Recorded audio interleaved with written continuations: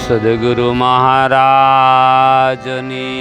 જય, બળદેવદાસજી મહારાજની જય,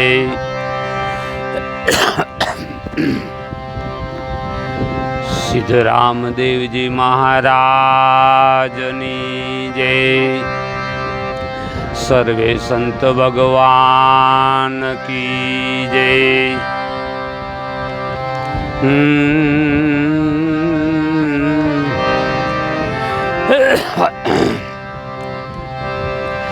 આજે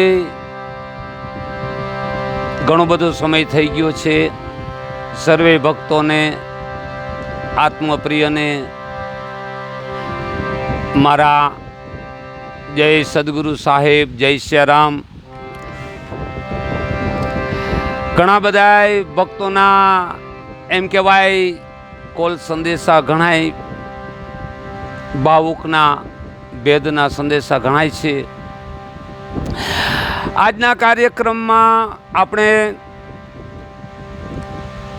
બે વખત એક વાણીની વાત લઈ ચૂક્યા છીએ અને હજી બે કડી બાકી છે। સિદ્ધરામદેવજી મહારાજ ગતને ગુરુ મહારાજના આદેશથી જે ગતમાં બેસી એક ભાવુક બની, એક ભક્ત બની અને મહાધર્મનો મહિમા મોટો મુખે કહ્યો ન જાય। ઇન્દ્ર કુબેર જેનો પાર પાવે નહીં, ચાર વેદ જેના ગુણ ગાય, એવો મહાધર્મનો મહિમા સિદ્ધરામદેવજી ગતને એમ કે વાણી કરીને સમજાવે છે। પૂછો ને પુરા પંડિતોને એ જી જી જી, એ પૂછો ને સાધુ સન્યાસીને,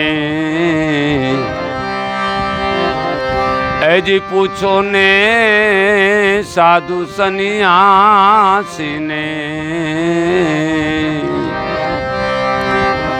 આમાંની જ રામ એ ગુરુ કોણ છે રે, એ આમાંની જ રામ ગુરુ કોણ છે। સિદ્ધરામદેવજી મહારાજ ગતની માલિપા ગુરુ બાળીનાથના આદેશથી મુમુક્ષ આત્માઓને એમ કહે છે કે તપાસ કરજો, પૂછો પૂરા પંડિત કોને કહેવા, પૂછો પૂરા પંડિતોને, પૂછો સાધુ સંન્યાસીને, ક્યાં સંન્યાસી? ઠીક છે, થાવર જંગમ જે જંગલની અંદર એમ કહેવાય પાંચ જ્ઞાનેન્દ્રિય, પાંચ કર્મેન્દ્રિયનો જે યોગ બનાવે છે એની રીતે મહાનતા છે, પણ યોગ બન્યા પછી એને તપાસ કરવી પડે છે કે યોગ બન્યો કે નથી બન્યો। પણ જે રામદેવજી મહારાજની જે વાત છે, રામદેવજી મહારાજ તો એવા સંન્યાસીની વાત કરે કે સંસારની અંદર સરસો ને મન મોરી પાસ ને વરણ આવરણ કલંક નહીં સોઈ તું બન હરિનો દાસ, એ સંન્યાસીની વાત કરી છે। એટલા માટે એને એક વાત સરસ બતાવી છે।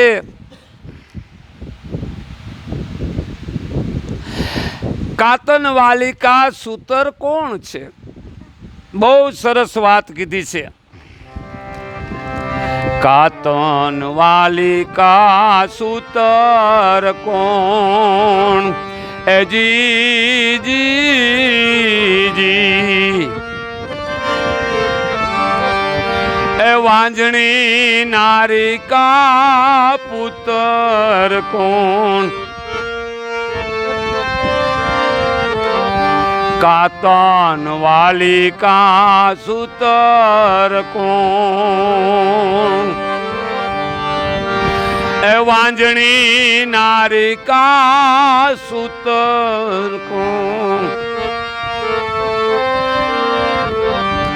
હીરે સૂતર પેરી જૂઠા ન બોલો, આઈ રે એ સૂતર પેરી જૂઠા ન બોલો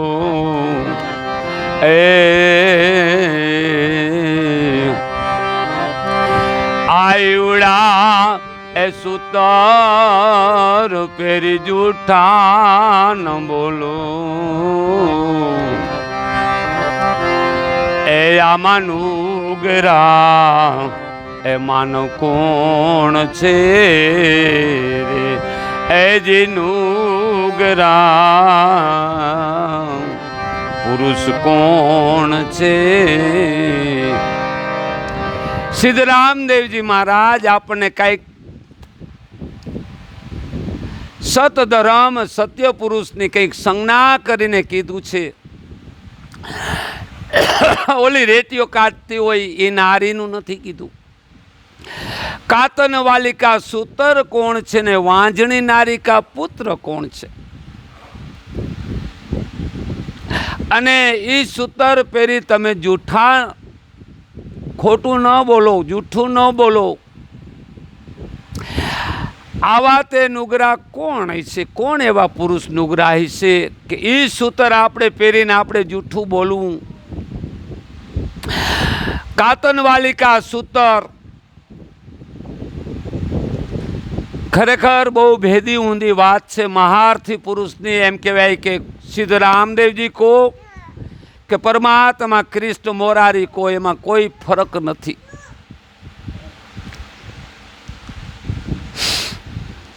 કાતનવાલી કા સૂતર, કાતનવાલી એટલે એક વિષયની વાસના છે અને એની માલિપાથી જ્યારે જ્યારે ધર્મ અર્થ અને મોક્ષની એક ધારા જેને સમજાણી હોય એને આ ભેદ સમજાય છે. એની માલિપા કાતતા કાતતા ક્યારેક આવો દેહ બંધાય છે મનુષ્યનો. એ સૂતર જે આત્માએ એટલે કે શરીર પહેર્યું છે. કાતનવાલી કા સૂતર કોણ? વાંજણી નારિકા પુત્ર કોણ? બહુ ભેદ છે. આપણે એક ભેદને આજે સમજીએ, બીજો ભેદ તો કોઈ ગુરુ શિષ્ય વચ્ચે સમજાય એવો છે. કાતનવાલી કા સૂતર આપણું શરીર થાય છે અને વાંજણી નારિકા પુત્રની વાત તો સમદ્રષ્ટિ રાખી વિકાર રહિત, છળ કપટ અને ઈર્ષા રહિત આપણે સમજવા બેસીએ તો જ્યાં સુધી આ કાયાના દીકરા થઈને રહી ત્યાં સુધી વાંજણી નારીના પુત્ર કહેવામાં આવે છે. સતી તોરલ કાઠિયાણીની આપણે સાક્ષી લઈ કે નીત ઉઠી નાવા જાય કોયલા ઉજડા ન થાય. પ્રવીણભાઈ અહીં ભક્તો બેઠા છે એટલે નીત ઉઠી સતી કે નાવા જાય કોયલા ઉજડા ન થાય. ગુણિકાના જો બેટડા થાય તો બાપ કોને કહેવા જાય ભરત? હે એમ મહાપુરુષ અને મહાધર્મની આપણા ધન્યવાદ ગણજો ભારતાજ ભૂમિને. આ ધર્મ ભારતાજ ભૂમિમાં છે, બીજી ભૂમિમાં નથી. નીત ઉઠી નાવા જાય કોયલા ઉજડા ન થાય, સતી કે ગુણકાના બેટડા થાય તો બાપ કોને કહેવા જાય? જો કાયમ આપણે કાયાના દીકરા રહીશું તો કાયા તો એક ગુણિકા છે.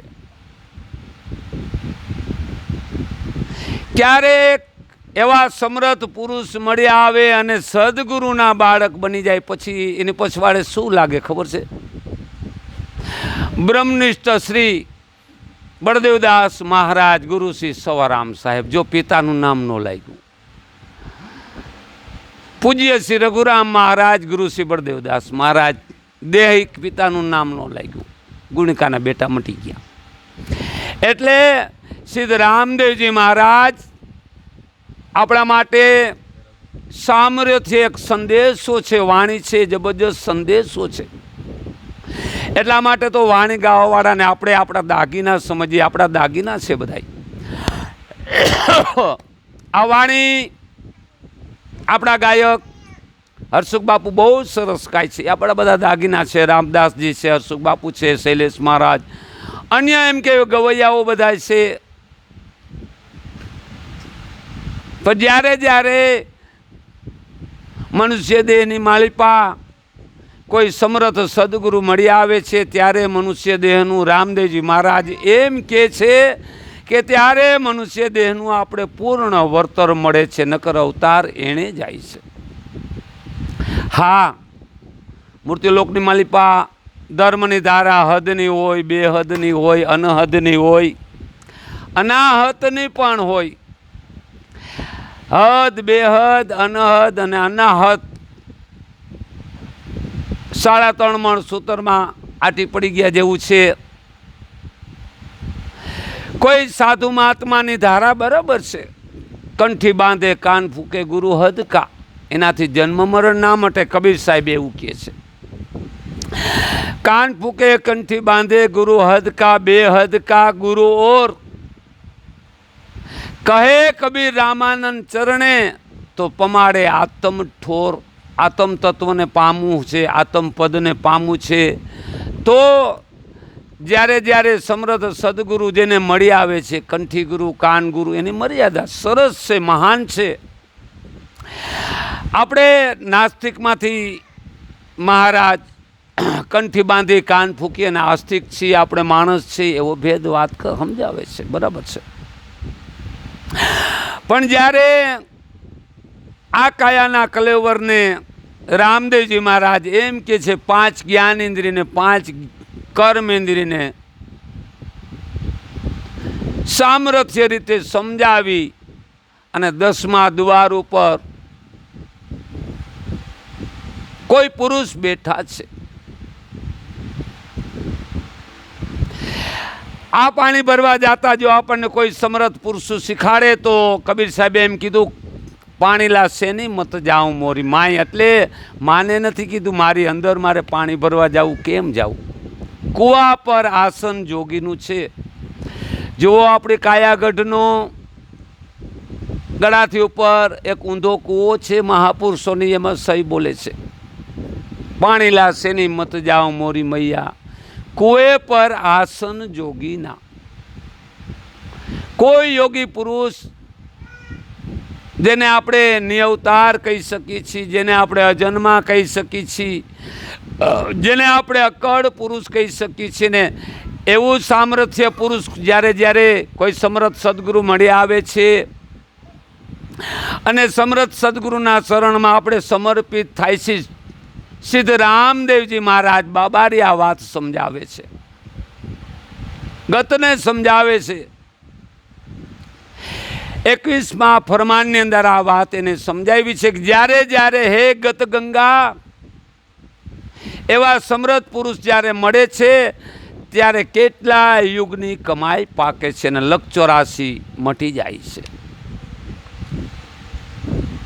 આપણે સમજવી છીએ ભાંગો 84 જાય એટલે આપણે સામાન્ય સમજી લીધું, પણ મીરાબાઈની તપાસ કરીએ તો મીરાબાઈ બોલ્યા 184 ભયંકર કાળો તે દેખી થરથરી હે રાણા, હું કોઈ અખંડ પુરુષ છે એને વરી છું. સમર્થ સદગુરુ ન ચરણા ક્યારેય ન ચૂકવા. ખાલી મરવું નહીં, ખુવાર સવારામ બાપા આપણને હાદ કરે છે. કેવા પુરુષ સદગુરુ હોય છે, કેવા પુરુષ જ્ઞાની હોય છે. સિદ્ધ રામદેવજી ગતગંગાને આગળ ધપાવે છે.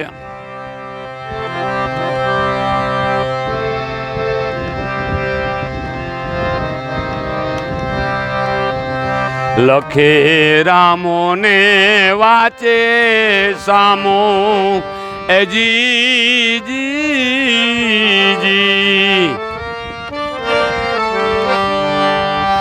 લખે સિદ્ધ રામો ને એ વાચે સામો એ ગુરુજીના વચન તમે સાંભળો. બોલ્યા છે સિદ્ધરામદેવ, એ બોલ્યા છે સિદ્ધરામદેવ,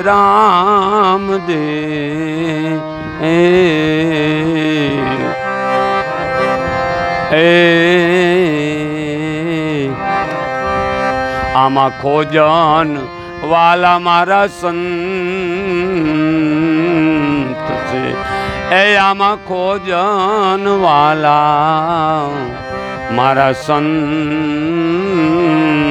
છે. પૂછો ને એ પૂરા પંડિતોને, એ જી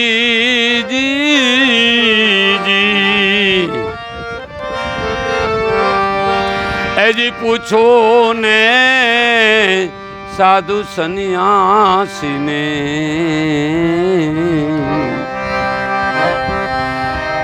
આમાની જ રામ એ ગુરુ કોણ છે રે, એ આમાની જ રામ ગુરુદેવ કોણ છે, કોણ છે? સિદ્ધરામદેવજી મહારાજ ગતગંગાને એમના 24 ફરમાનની અંદર અનેક મનુષ્ય અવતાર, મનુષ્ય દેહ કોઈ સામાન્ય નથી એની વાત કરી છે. સાધુ સંત યોગી પુરુષો એ કોઈ સામાન્ય નથી, પણ છતાં એની માલિપાથી એક વચલો રાહ કાર્યરત આપણને બતાવ્યો છે.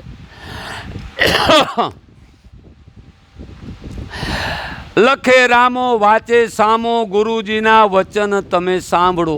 પ્રવીણભાઈ, ગુરુજીના વચનની ખૂબ ધ્યાનપૂર્વક ઝીણવટ ભરી, કારણ કે ગુરુજીની વાતો ઝીણી વાતો હોય છે.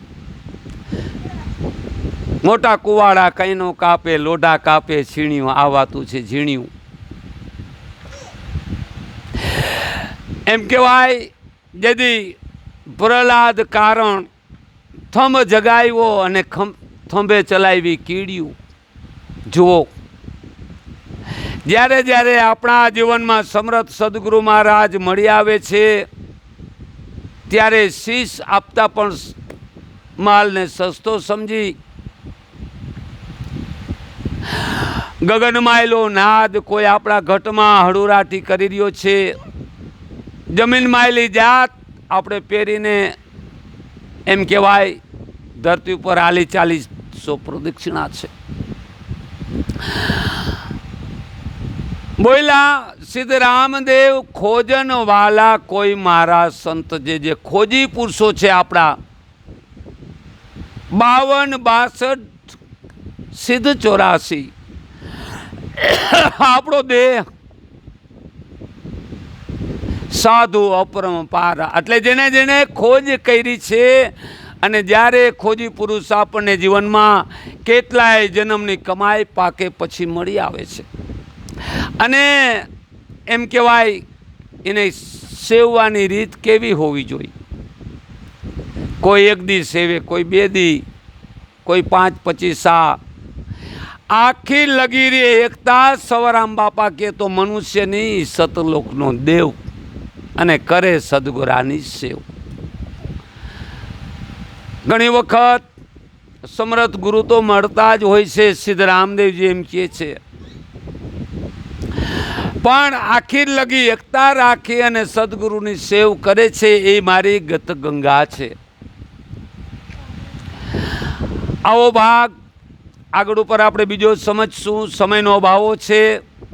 બધાય પ્રેમી ભક્તો, આત્માઓ, મારો અંતરનો ભાવ, અંતરની અપેક્ષા છે, ભાવ વિભોર બનજો અને સદગુરુના ચરણા ક્યારેય ન ચૂકશો. સદગુરુ સેવા કરજો.